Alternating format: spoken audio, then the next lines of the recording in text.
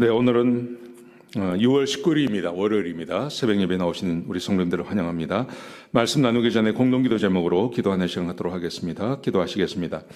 홍석화 집사의 암을 치료해 주십시오. 배옥준 집사의 뇌졸중을 치료해 주십시오. 언어가 회복되고 오른쪽 팔다리에 힘이 생겨나도록 해 주십시오. 곽한나 집사를 치료해 주십시오. 권하자 집사가 다시 걷도록 해 주십시오. 이승학 성도의 뇌종양 치료가 잘 되게 해 주십시오. 권현민 형제를 치료해 주십시오. 김에브라임 형제가 신장 이식을 속히 받도록 해 주십시오. 김시희 집사가 걷도록 해 주십시오. 김수진 집사가 재발하지 않고 치유되게 해 주십시오. 황순희 집사가 걷도록 해 주십시오. 예수님의 이름으로 기도합니다. 아멘. 아멘.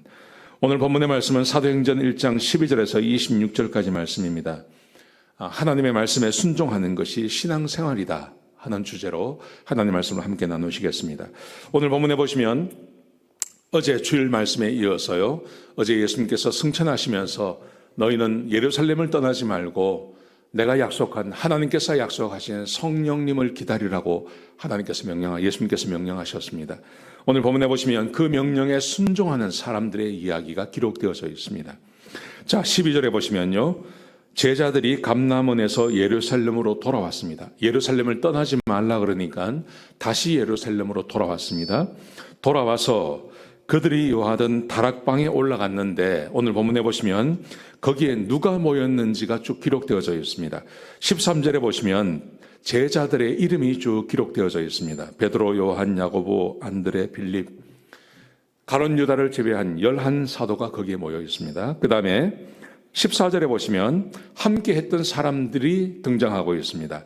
여자들, 그리고 예수님의 어머니 마리아, 그리고 예수님의 동생들이 모여 있고, 이런 사람들이 모여 있다고 말합니다. 그 다음에 15절 말씀해 보시면 그렇게 해서 모인 숫자가 대략 120명이었다고 기록되어져 있습니다. 여러분, 우리가 잘 아는 것처럼 예수님께서 부활하신 다음에 500여 형제에게 예수님께서 자기의 모습을 드러내셨습니다. 500여 제자들에게. 그런데 그 500여 제자들 중에 오늘 본문에 기록되어진 말씀처럼 하나님 말씀에 순종해서 이곳에 남아있는 사람은 120명입니다. 120명만 여기에 남아있습니다. 500명 중에 120명입니다. 380명은 여기 없다는 말이죠. 380명 이상 되는 사람들이 예수님의 말씀에 순종하지 않고, 그들은 제자라고 하는 타이틀은 가지고 있었지만 예수님 말씀에 순종하지 않고 그것을 떠나서 마가의 다락방에 제자들과 함께 이 기도하는 자리에 빠져 있는 겁니다. 그 사람들이 제대로 신앙생활을 한다고 말할 수 있겠습니까? 없죠. 신앙생활이 뭐냐 하면 예수님의 말씀과 하나님의 말씀에 순종하는 것입니다. 예수님께서 이 땅을 떠나시면서 마지막으로 제자들에게 명령하신 것, 예루살렘을 떠나지 말고 성령을 기다리라 라고 말씀하셨습니다. 그 말씀에 순종하는 사람들이 약 120명의 제자들과 사도들이죠. 제자들과 그리고 예수님의 어머니, 그리고 예수님의 동생들, 여자들, 이런 사람들이 여기 모여 있었다고 말합니다. 믿음 생활하는 게 뭔가? 예수님께서 말씀하신 것에 순종하며 지내는 것입니다. 자, 두 번째 말씀해 보시면요. 자, 그렇게 120명이 함께 모여 있을 때 베드로가 자리에서 일어납니다. 자리에서 일어나 이 모임이 한 10일 정도 됩니다. 예수님께서 그래서 부활하신 지 4일 만에 떠나셨죠. 4일 만에 떠나시고 오순절은 6월절로부터 50일이거든요. 오순절날 성령님이 오십니다.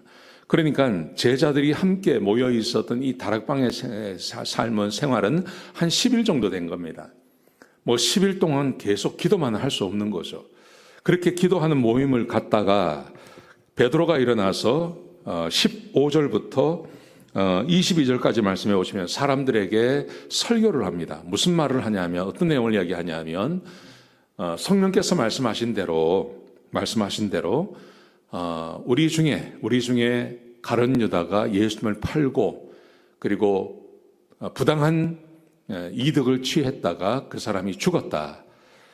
그러면서 우리가 성령께서 말씀하신 대로 우리 중에 우리 중에 21절, 22절의 말씀해 보시면 요한의 침례로부터 예수님께서 승천하시던 날까지 예수님과 우리와 함께 있었던 형제 중에 한 사람을 택하여서 가룟 유다를 대신하게 하자, 이렇게 제안을 했습니다. 그러자 사람들이 두 사람을 천거합니다. 그 두 사람이 누구냐 하면 바사바라고도 이야기하는 요셉이라는 사람과 마띠아였습니다. 그리고 이 두 사람을 청가한 다음에 함께 기도했습니다. 하나님께 함께 기도하고 하나님께서 말씀하시는 대로 마띠아를 제자 중에 한 사람으로 세웁니다. 여러분, 이것도 보시면 하나님의 말씀에 순종해서 이 일을 하고 있는 것입니다. 신앙생활이 뭔가?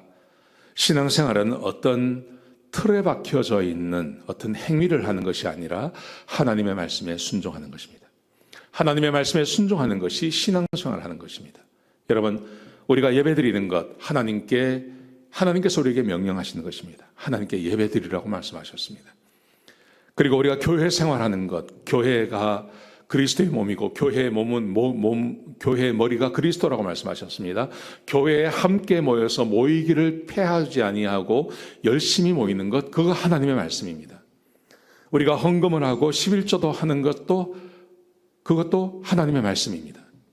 우리가 교회에서 서로를 섬기는 것도 하나님의 말씀입니다.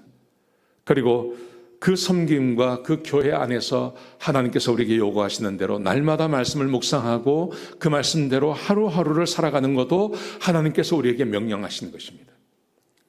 믿음 생활이라는 것은 어떤 틀에 박혀져 있는 것을 하는 것이 아니라 하나님의 말씀에 순종해 나가며 살아가는 것, 그게 믿음 생활인 것입니다. 그 중에 제일은 매일같이 하나님 말씀, 오늘 새벽에 말씀을 들으시는 우리 성도님들처럼요, 매일같이 이른 아침에 일어나서 하나님의 말씀을 읽고 듣고 묵상하고 하나님 앞에 기도하고 하루를 살아가는 것, 그게 저는 믿음 생활이라고 생각합니다. 오늘 예수님께서 떠나신 다음에 최초의 교회가 생겨났습니다. 이 교회에서 가장 먼저 한 것, 그것이 바로 예수님의 말씀에 순종하며 지내는 것, 그게 믿음 생활이었다는 것이죠. 오늘 하루 말씀으로 하루를 시작하신 것 너무 잘하신 것입니다. 이 좋은 것을 잃어버리지 않도록 계속해서 해나가시기 바랍니다. 주의 이름으로 축복합니다. 기도하시겠습니다. 아버지 하나님, 귀한 시간 주셔서 감사합니다. 하나님, 우리가 하나님의 말씀에 순종하며 믿음 생활하게 하여 주옵소서. 내 뜻대로 사는 것이 아니라 하나님의 뜻대로 순종하며 살아가는 주의 백성들이 되게 축복하여 주시옵소서. 주님 감사합니다. 예수님의 귀하신 이름으로 기도드렸습니다. 아멘.